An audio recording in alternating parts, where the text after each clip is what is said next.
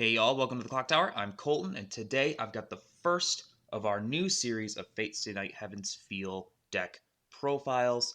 We just finished up the Holy Grail War. During that event, we were talking more about interesting cards, trying to show off as much of the stuff that Fate has to offer as possible. Now we're going to try to put that stuff together into some decks that can challenge in the meta. The first one we're going to talk about today is a Salvage, featuring the level 1 Reen combo and the level 3 Dark Sakura. So the object of the deck is to get the level 3 combo on board that pays for its own 6-card Icy Tail, and we have a 3-1 event that prevents our opponent's swings from sticking by adding Soul to their swings.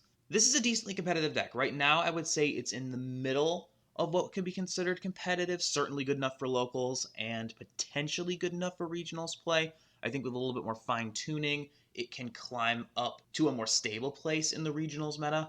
That Icy Tail can close games from 3-0, and the defense event can keep games going if it doesn't close. There's very little that counters either its offensive or defensive game, and very little that counters both. The Heaven's Field 2 cards are pretty easy to find, and they're not bad, but some of the older cards are definitely more expensive. Most of them have some kind of budget alternative, so it's kind of in the middle of the road. If you go the budget option, those Shiro Encores are prohibitively expensive, so I understand why someone would want to go with an alternative. But most of the cards in the deck aren't going to be bad, especially the ones from Heaven's Field 2. The deck wins primarily by closing with that Sakura Icy Tail combo. It's a 6-card Icy Tail that pays for itself with the combo. We also run the 3-1 counter event that adds Soul to our opponent's attacking characters, basically forcing an overswing and a cancel, hopefully keeping us alive for 2 turns at level 3. At level 1, we run the Cigarettes combo, gets cards into hand, gets a little bit of power on offense, and it's all on Salvage triggers. Fate has a really good suite of zeros. In this deck, we're going to focus on developing our back row and getting through our deck as quickly as possible. Any Master-centric Fate deck is going to run 2 very specific pieces of tech at 0. The first one being this Resolution to Fight Together Shiro. It gives all Master characters Clock Encore. You know this card well if you've played Fate at all. We don't use the second effect. No one uses the second effect. The only thing that matters is that it gives all Master characters Clock Encore, keeps them on board. It can level us into 1. It saves everything in our deck that's level 1 or higher on board. Helps us potentially loop our level 1 combo, keeps our level 3 combo on board so we can do more damage with further instances of the Icy Tail. So much utility here. Any Master-centric deck has to run this card. The other key Master tech we run is the Ilya Azusa. It got a reprint in Heaven's Field 2. May be the most powerful card in all of Fate. On play, pitch 1, top check 4, add a Master character. Because we have, over 30 Master targets in this deck, we're almost always going to hit. Makes our deck move so much faster, adds both of our combos to hand, incredible fixing, and it's also a decent sized body at 0. The other key piece that we leave in our back row is Battle in the Rain Reen. This is a new card in Heaven's Field 2, pay 1, rest 2, top check 4 at a level 1 or higher card. This also pluses that 3-1 event in addition to our level 1 combo. We can also pay 1 to pitch an event and salvage a character. If we're flooded with those 3-1 events early in the game, we can turn them into something useful. This basically takes the same spot in the deck as a Brainstormer would. It almost never misses, and it can plus the 3-1 event. It can plus the 1-0 Illusion Magic event, which we'll get to in a second. Both of our combos.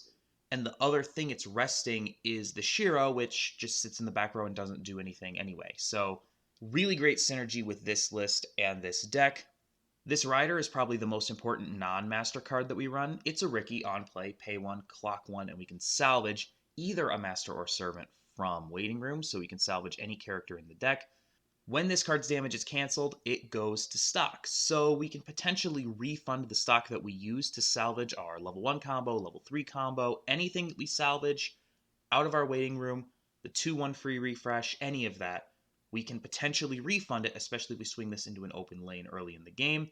It also can push us into level 1 if we don't have the Clock Encore down. Really nice utility here. The fact that it sends itself to stock when it gets canceled puts it over the top and makes it one of the best new cards in Heaven's Field 2. We also run 2 of the Drop Searcher, Ruthless King of Knights Saber Altar. On play, pay 1, pitch 1, search for a Master or Servant. It also gains 1500 power if we have 2 or less stock. Sits at 3500 early in the game, can get anything out of our deck. Just generally solid utility. useful to have as a 2 of. And then finally, Rule Breaker Caster. We run one of this. All it does is on-play blink. This is tech, but we need it for the current meta. There's just so much that has cross-turn power, Data Live in particular. A lot of stuff has Neg Soul at the top end. This can deal with that. Just blinking away any lingering effects from our opponent's turn on their cards.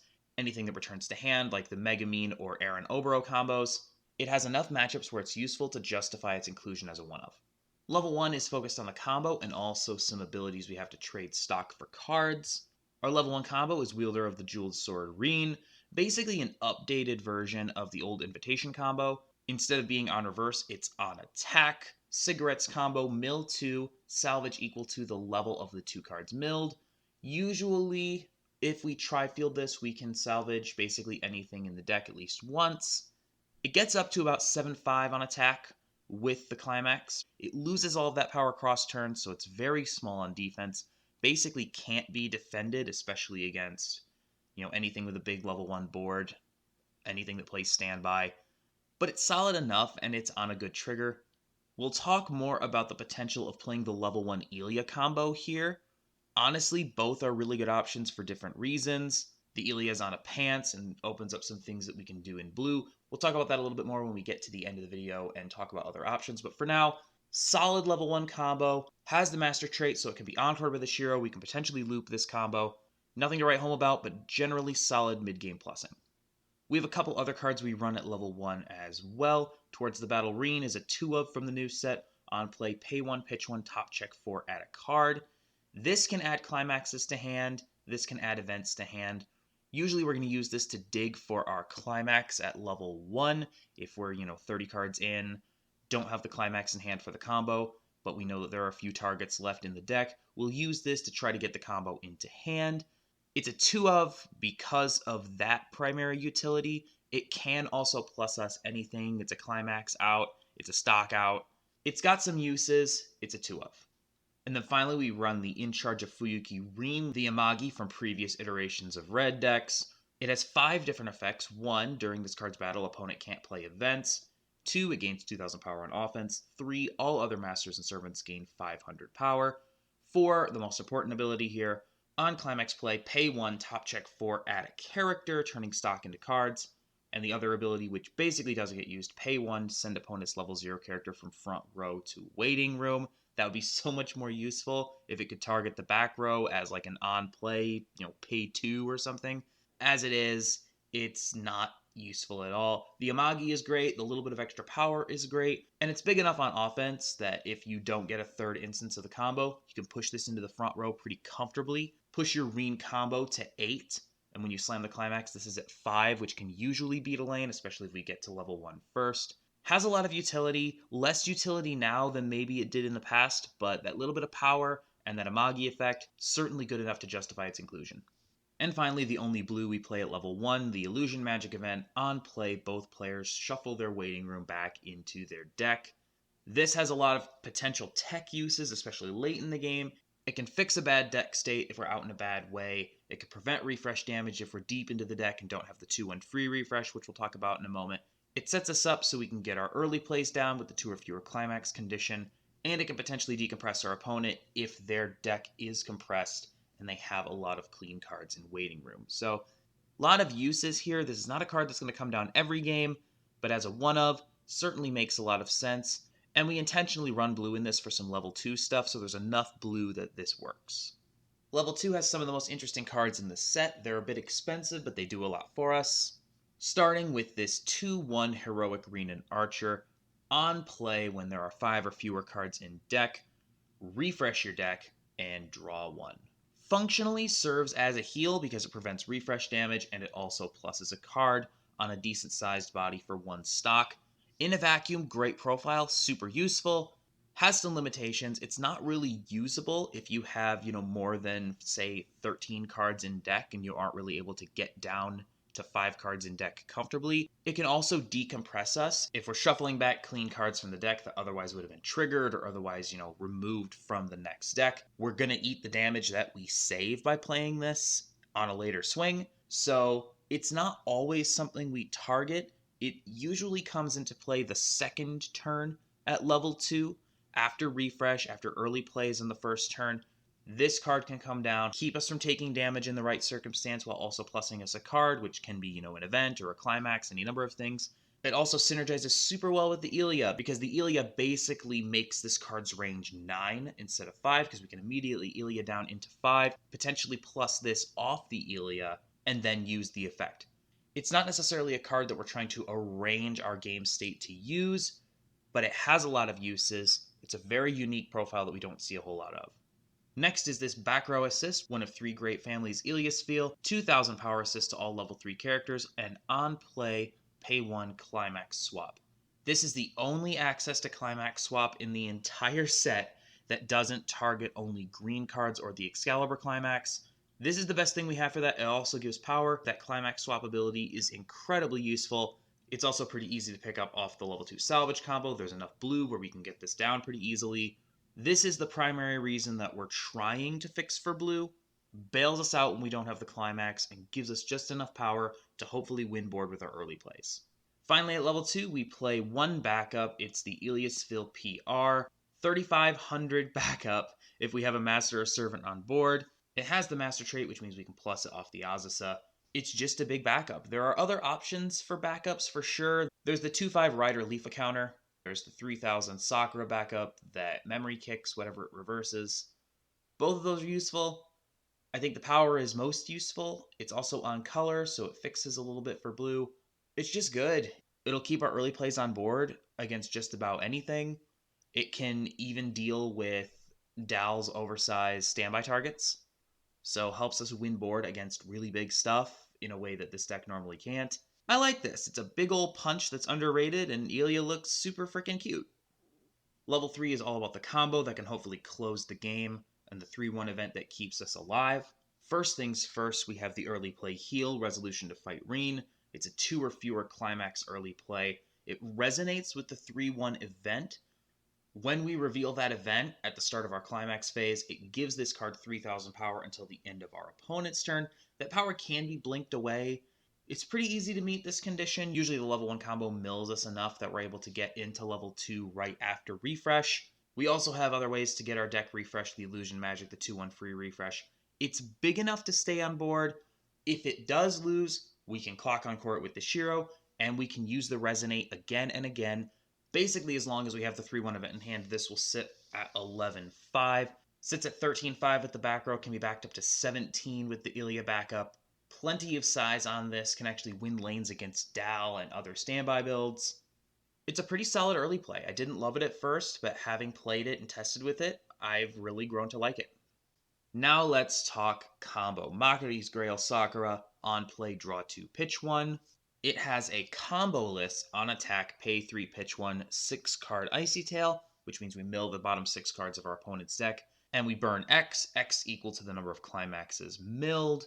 That is not the combo. The combo is on attack blind stock 3. So when the salvage climax is in our climax zone, when we attack with Sakura, we can blind stock 3 and then immediately pay out that 3 and then pitch the 1 that we got off of the on play draw 2 pitch 1 to Icy Tail.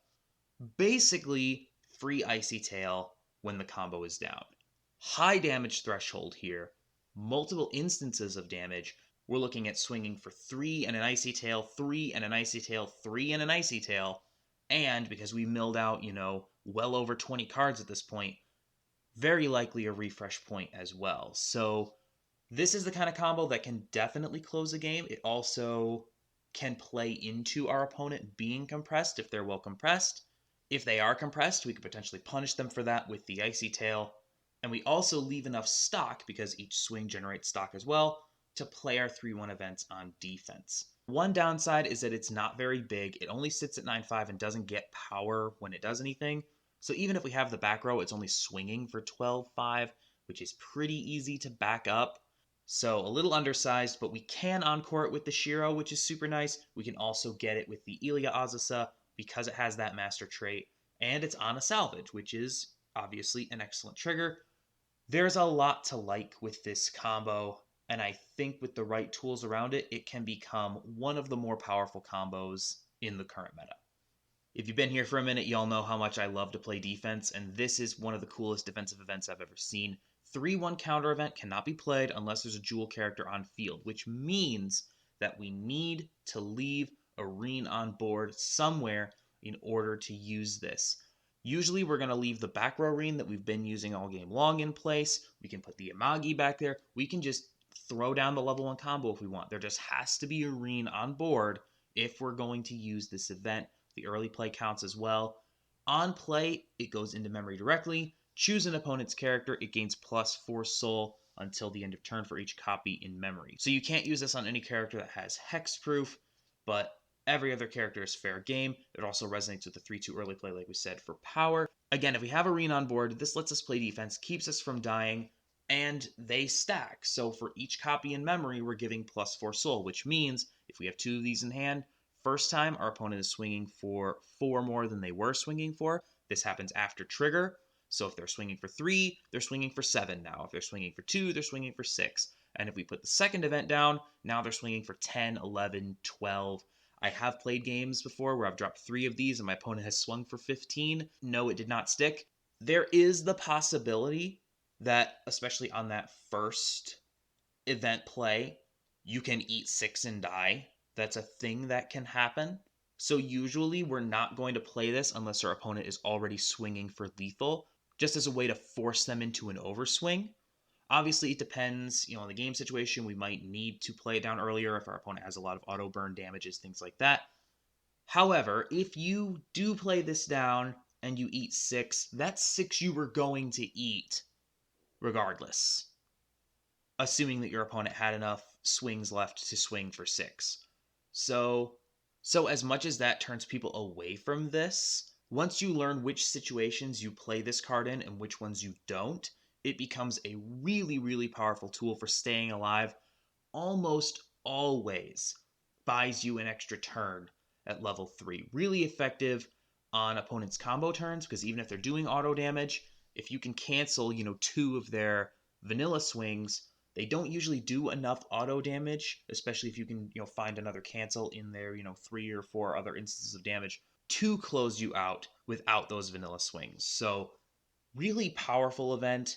The only downside is that you do need to have a Reen on board, which is a little bit annoying, but not a difficult condition to meet. And if you do, you're in business and you can live another turn, hopefully get another instance of the Sakura Icy Tail off if it didn't close the game on the last turn.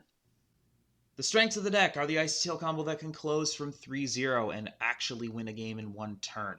The 3/1 counter event keeps damage from sticking, so if we don't close with the Icy Tail, we'll have another chance to do so. We plus really well with the back row Reen and the Amagi. We fix our deck really well with the Azusa and the Refresh and the Illusion Magic event. The weaknesses of this deck aren't glaring. I would say the biggest weakness is that the level 1 combo is only kind of meh. It's fine. Cigarettes combos aren't bad. They're kind of like the baseline for okay combos in 2021. And it's a bit small on the defensive side, which means we really can't save that board with backups from hand. We'll have to clock Encore to keep it on board, which isn't so bad because we have access to clock Encore. That makes playing a small level 1 combo feel a lot less bad, but it doesn't feel great knowing that you probably will have to clock Encore just to keep board at 1. It also struggles to get climaxes into hand, which in the modern meta is not ideal. You really want to pop off your combos. The level 3 combo, usually there's enough time, as well as, obviously the draw 2 ditch 1 on the Sakuras themselves to get the combo together. Level 1, it's a lot more difficult. You've got to draw and hold it for the most part, or you need to dig for it with the level 1, pay 1, ditch 1. It's not an ideal scenario. If there were a level 0 Climax Swapper in Fate, this set would definitely be playing it. As it is, it can be tough to get everything together. And finally, not only is the level 1 combo small, the rest of the deck is also kind of small. The 2/1 sits at 8, which isn't bad, and the early play gets pretty big. But until we get the early play down, there isn't an oversized level 1. The Ilya Assist only works on level 3s. Anything level 2 or lower is basically a sitting duck that's going to be really easy to reverse. Again, we have the Encore, but having to use the Encore over and over again during the game doesn't always feel great, so that's definitely one of the weaknesses of the deck. In a perfect world, our level 1 board looks like this, with 3 Reens down in the front row so that we can plus off that combo as much as possible. We have the Shiro Encore in the back to keep them on board, and the back row Reen that could potentially add our level 1 combo to hand, as well as our 3/1 events. The Amagi is also a really good option to have in the front row for this combo turn if we don't have a third copy of the Reen. It also works well in the back row if we don't have the back row Reen in hand. There's a bit of flexibility with what our level 1 board can look like, especially if we get to level 1 first, but this is usually what we want to go for. And then finally, our level 3 board will look like this. If the 3-1 event didn't have the jewel character requirement, we would want probably to have just 3 Sakuras in the front row, Shiro and Ilya in the back row. As it is, we need to have a Reen on board, which means we either need to give up some power with the Ilya, we need to give up the clock encore with the Shiro, or we need to give up a third climax lane with the Sakura. None of those are ideal, but depending on game state, it's not hard to know which one we need to choose. If we're under with the Sakuras, we can encore with the Shiros. If we're over with the Sakuras and Ilyas, maybe we don't need the Shiro on board anymore. And if we feel like we want to have both the Ilya and the Shiro in the back row, comboing in 2 lanes doesn't feel terrible because, again, having the Reen on board will buy us a second turn at level 3 with which we can close a game. So there are a few different ways to play this. That 3-2 early play does a really good job of staying on board because of the clock encore, because of the extra power it gets from the resonate and the back row Ilya. It really depends on game state. The way you play the end game has to be intelligent, but as long as you recognize where you are in the game and what you need and don't need, it's not too hard to meet that Reen requirement one way or the other. There are, of course, a lot of other options in Fate, so we'll just limit it to these 4. First things first, there is another clock encore in this set. It targets Reens and Archers. This Reen clock encore 0 is the budget option if you don't have the money to spend $120 on 3 encore Shiros. Whereas the Shiros are potentially going for upwards of $40, this card goes for $1, maybe $2. Not hard to get a hold of, they're everywhere. People don't run them because the Shiro Encore is just that much better. But this will save any card with Reen or Archer in its name, which means it saves the early plays, the 2-1 free refresh, the level 1 combo, any of the level 1 tech, and a lot of the level 0 stuff. It's very useful, especially if you want to do something that's more Reen waifu-y with this. This is an excellent card. Definitely worth having, especially because it's so easy to pick up.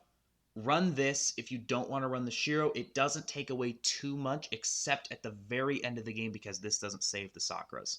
If you aren't planning on playing this competitively, or maybe just at locals, perfectly feasible, reasonable card to play in place of the Shiro. Like I said earlier, the level 1 combo, because it's kind of underwhelming, could easily be replaced by this pants combo, the Ilya level 1. It's blue, which means we don't have as easy access to things like the Amagi and the top check, but it does grant us more access to blue cards at level 1. There's an Ilya Salvage that's really nice. We could play the Illusion Magic more easily. There's a caster back row that's pretty good. Definitely more cards at level 1 that we have access to if we play the Ilya, and running the pants trigger can potentially solve our climax problems. So if you're not married to the red level 1 game, by all means, the level 1 blue is there. I'm thinking about doing an entire separate video where I talk about this same top end, but with the blue stuff at level 1. Let me know in the comments if that's something that you want to see, because that definitely does change the way that the deck functions on a pretty fundamental level. Even if the top end is the same, the mid game is very different. Let me know. I think it's interesting, and it might be worth talking about. But in any case, the pants trigger at level 1, certainly an option if you don't love the level 1 salvage combo.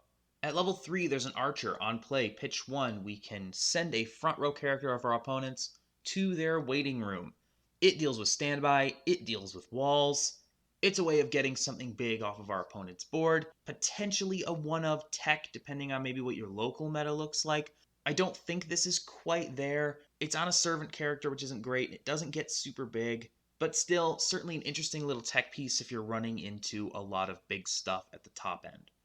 And then finally, at 0, the Shiro Stock Bomb is really solid. It sends level 0s to stock, and it goes to memory when it dies.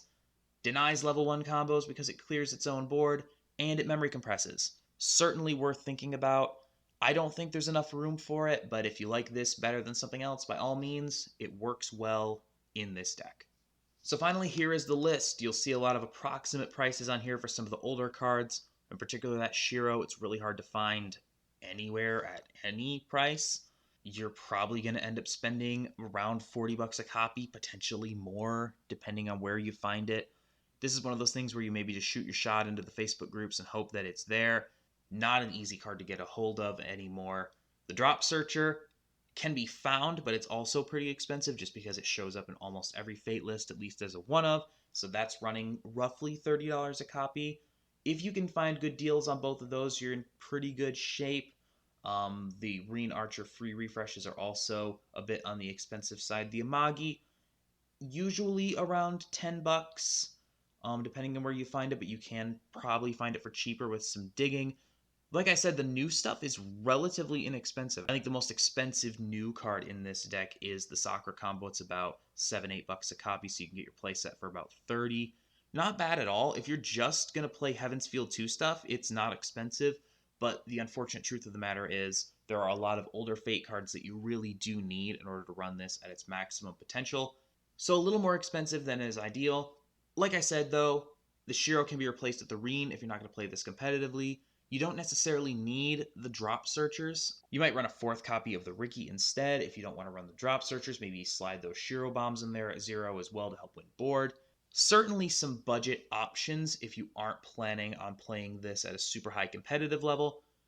As it is, you're looking at a $350 to $400 deck depending on what price you can find for the more expensive older cards in this deck. And that is it for that. Thank you so much for joining me for this. We'll have gameplay for this deck on Thursday. Next Tuesday, we'll have a clock talk. And then the following Thursday, we'll wrap up our 5 cards, 5 minutes for Fate with uncommons and commons. Check that out. There will be a lot to talk about. We will definitely be talking about this 3-1 event a little bit more, among other cards. So please join us for that. We'll have more Fate decks in the coming months, so stay tuned for that. Of course, we'll have a lot of other things as well. In the meantime, thank you for being here today. Please like, share, comment, and subscribe, and have a good one.